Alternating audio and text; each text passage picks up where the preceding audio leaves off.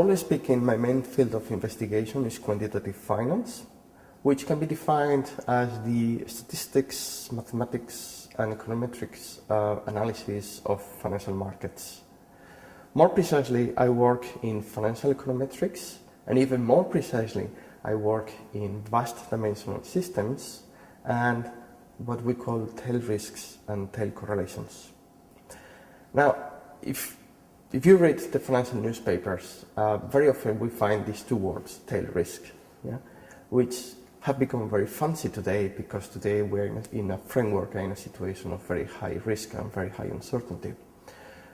But when it comes to actually putting a number to tail risks and tail correlations, there are very few techniques out there, and the existing techniques are not really feasible for vast dimensional problems such as the financial markets and, generally speaking, the economic system.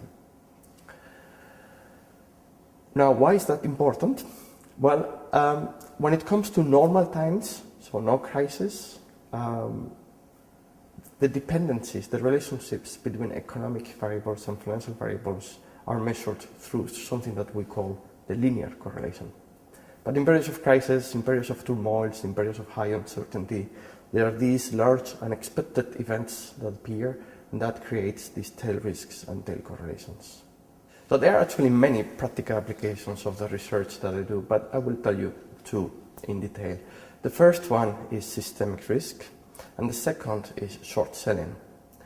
Now, systemic risk is a new type of risk, which in fact was latent before the last financial crisis, but no one really paid attention to it in a rigorous methodological way. It may be broadly defined as the threat that developments in the financial system may cause a breakdown of the system and cause massive damages in the real economy. And the way this definition relates with my work is in the following way. First of all, systemic risk is about the risk of the system understood as the financial and the economic system. And this is by definition vast. The economic systems are very large systems. On the other hand, when it comes to crisis, we need something that we call a tail event. A tail event is a very large and unexpected event, such as, for instance, a drop in the major financial market indexes of 10%, 15%, or even more. When these events happen, and because the system is very linked to all the components and all the members and the nodes of the system are very linked, when this event happens, then its effect is triggered all over the system, causing tail correlations. And that's the way it relates also to my research. The second application of my research is short selling. Now, short selling is a complex thing, sometimes difficult to understand, but it is believed to be one of the contributors of financial crisis. Basically, short selling consists of buying and selling assets that one person does not own. And at the same time, this person benefits, this person makes money as the prices go down. And the more they go down, the more benefit the person makes. The more benefit the short seller makes. So short sellers, by principle, they are happy and they are satisfied when prices go down.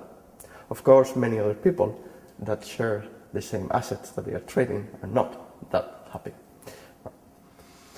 However, short sellers, they claim that short selling is good because it provides liquidity to the market.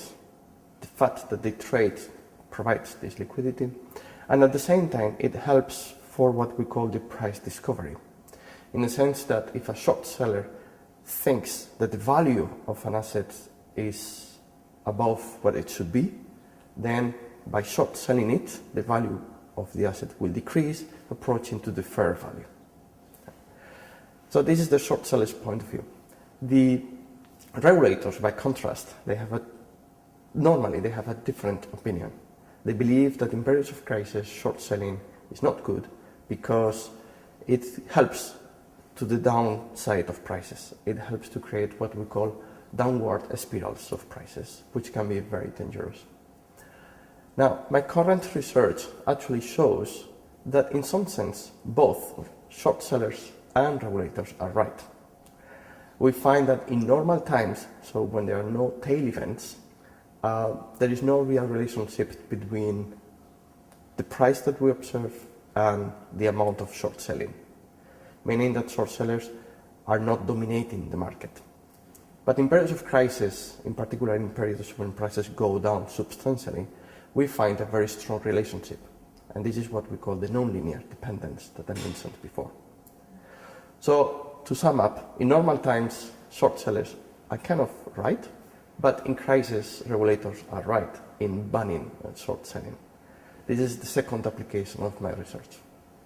My current research as a holder of the chair of excellence, Banco of Santander, is on, so I'm based on the statistics department, so almost by nature or by definition, my research is of very statistical nature.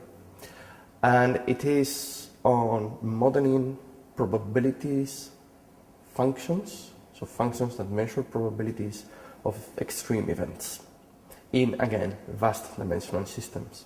Yeah.